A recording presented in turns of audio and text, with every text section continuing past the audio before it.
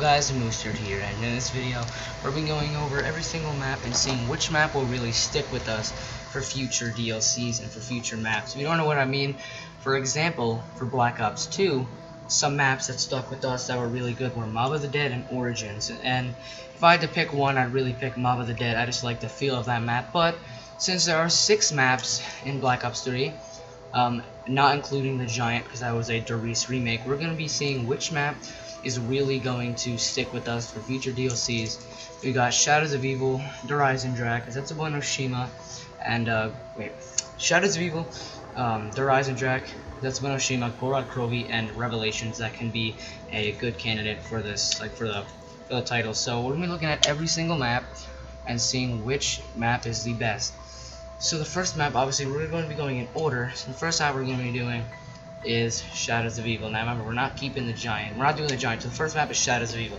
When this map first came out, I loved it. I love this map a lot. Me and my friends, almost every day after school, once this map came out, we didn't even, it wasn't a question. We would get on and we'd play this map. And we would just play Shadows of Evil as a Giant, mainly Shadows. It was just a really good way to, you know, bring zombies back after 3 years of being gone. It was a really nice way. I really loved it, but right when Eisendrache came out, people started to not play this map because in order to get to Pack-a-Punch, it was a little tedious. So I can see why everyone didn't like that.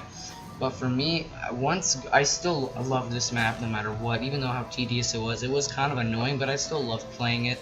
But once around Gorod came out, once like Gorod Krovi came out, they had an update, or I think in between DLC 2 and 3 there was an update, and it really fixed this map. It made the ritual time smaller, also the 2 eyes open out of the Margwa, so it made it a little easier. The next map now is Eisendrache. I almost said Gorod Krovi. Oh my god, I love Eisendrache. Eisendrache, it's not my favorite, but when I know a lot of people that really love this map, but for me it didn't cut it. I loved it. I liked the feel of it, but it almost felt almost too much like an Origins kind of reimagined. It had the Wonder Fizz, the 3 things, had the 4 bows. I mean, without Elemental, it just wasn't my type.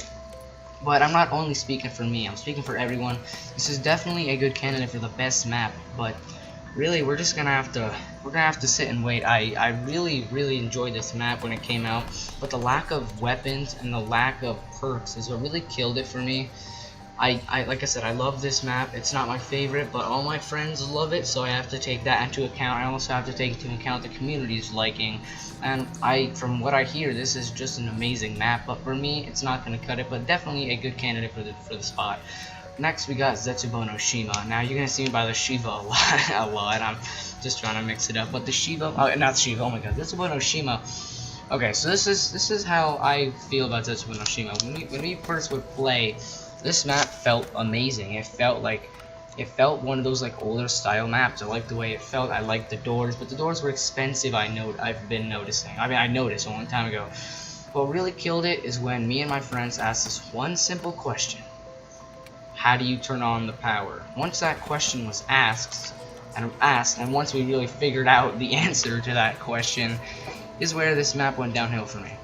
The power, if it was a simple power switch and they lowered some door prices and they also got rid of some doors and also added some more weapons and a new perk, this map could have been it. But there are a lot of changes that need to be made to it. So for me, it did not cut it. I know for many people they don't like it, but it's still a choice.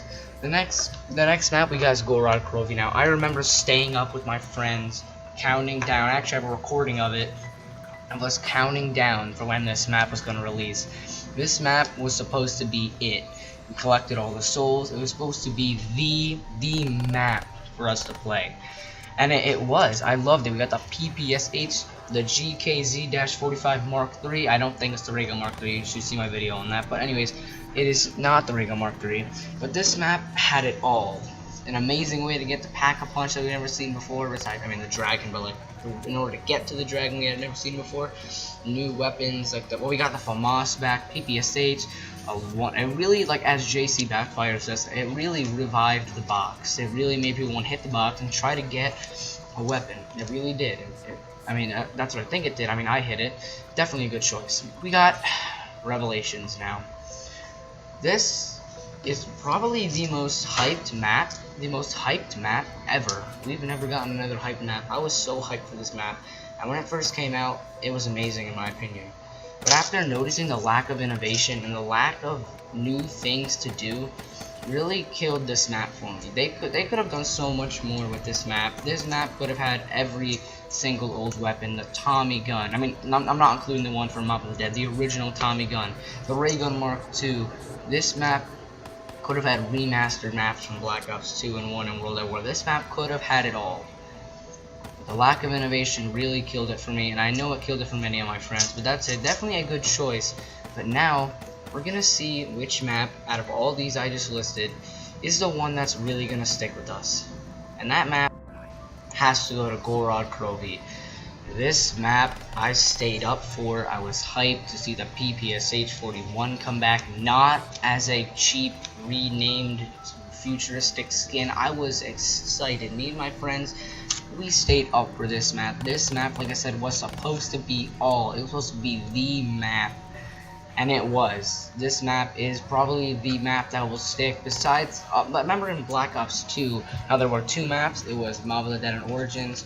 It's not only Gorod Krovi, it is also the Eisendrache and Gorod Krovi. But out of those two, for me, and I feel for many, this map was just amazing. And it really, really fixed everything in this map. In Black Ops 3, the lack of innovation was fixed. Everything was fixed. So if you have a different opinion, don't forget to leave it down in the comments. I'll make sure to read it and everything. That's it for this video, and I'll see you guys in the next one.